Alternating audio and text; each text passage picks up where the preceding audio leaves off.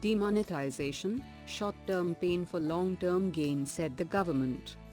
Does demonetization affect black wealth held in cash? Will GDP growth slow down? Could things have been managed better? What is needed are steps that will discourage fresh black income from being generated in future through continued corruption. GS Paper 3, Indian Economy.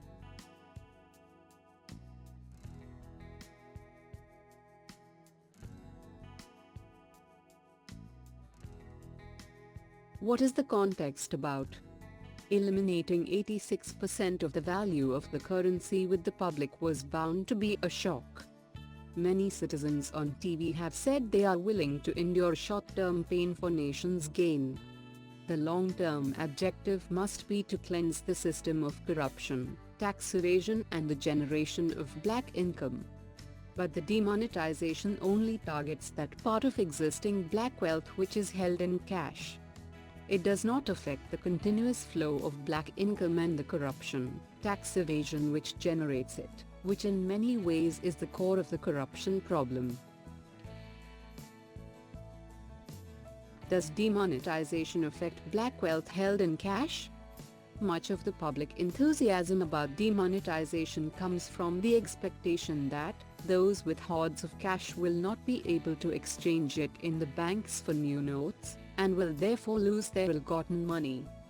This group includes businessmen, or politicians or bribe-taking bureaucrats. The public will certainly applaud their loss. However, much of this may be laundered.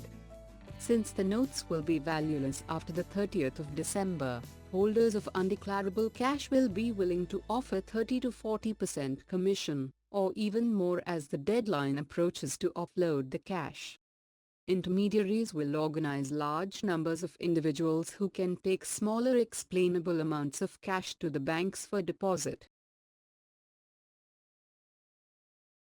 Since farm income is free of tax, large numbers of people claiming to be farmers could make deposits in banks, technically even exceeding Rs 2.5 lakh with impunity. Black wealth held in cash can also be laundered by purchase of gold and hawala transactions. Some of this has already happened as evidenced by the sharp rise in gold prices and also the hawala rate for the dollar. Inevitably, higher gold prices will encourage smuggling and divert foreign exchange that would otherwise have flowed through legal channels to finance gold smuggling. This is bound to put pressure on the rupee. Will GDP growth slow down? The negative impact on the various sectors of the economy is bound to produce lower growth. Estimates for gross domestic product, GDP, growth in FY17 from financial analysts vary from a low of 3.5% to a range of 5.5 to 6.5%. GDP growth is likely to slow down to around 6% in 2016-17. More importantly, it will also remain subdued next year. Much depends on what happens to the investment climate. Since the slowdown will be concentrated in sectors which are more employment-intensive, the impact on low-end employment will be greater than on overall GDP. Such intervention will breach the fiscal deficit target. What is needed are steps that will discourage fresh black income from being generated in future through continued corruption. If we take following steps, fresh black income can be curbed.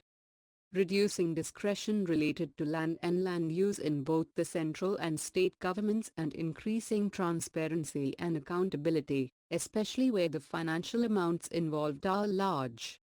Reforming the system of tax administration, including reorganizing, strengthening and modernizing the Central Board of Excise and Customs. Lowering tax rates and simplifying the tax system to improve compliance. The Goods and Services Tax, GST, to be introduced shortly was an ideal opportunity, but the proposal finally approved by the GST Council has far too many rates and exemptions. lowering the corporate tax rate to 25% at one go with exemptions eliminated in the next budget. The present rate is much higher than in most other jurisdictions. Persuading states to drastically lower the stamp duty for real estate sales, as high rates of stamp duty are a major incentive to perpetuate real estate transactions in black money. Pursuing some high-profile corruption cases to a successful conclusion to send a message to both business and the bureaucracy that corruption will not be tolerated. A selective approach based on scientific probabilistic analysis is much better than broad-based action which only creates fear in the business community. Finally, it is absolutely essential to start making a serious effort at reforming the system of electoral funding, including introducing transparency in party finances. Could things have been managed better? Building up a larger stock of new notes in advance would certainly have avoided some of the inconvenience and the associated cash shortage. The belated provisions made for weddings and farmers could have been anticipated. The Ministry of Agriculture's request regarding an exemption for farmers purchasing seeds and other inputs during the sowing season, in order to avoid disruption in sowing, should also have been addressed promptly, rather than after several days.